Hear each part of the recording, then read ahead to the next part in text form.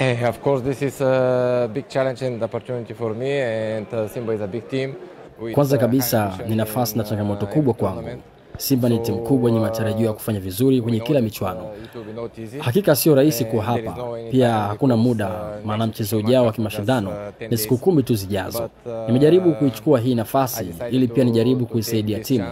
Na natumaini haitahitaji muda mwingi sana kuzoeana na kuizoea ligi hii. Na bila shaka kila kitu kitakuwa sawa. Haikuwa rahisi kwa kuwa nilikuwa kwenye mkataba na timu zote zilipaswa kuthibitisha nyaraka ili niweze kuja hapa.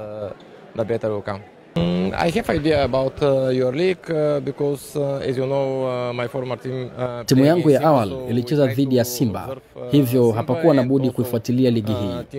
Na hata hivyo nimekuwa nikiifuatilia pia Simba haswa, lakini ni ligi ambayo ina timu 4 hadi 5 zenye uwezo mkubwa zaidi ya nyingine. Japo ushindani ni mkubwa ukitazama kulinganisha na ligi nyingine. Hivyo tunapaswa kuwa imara haraka kama tunahitaji kushinda vitu, na hii ndio njia pekee. Motivated.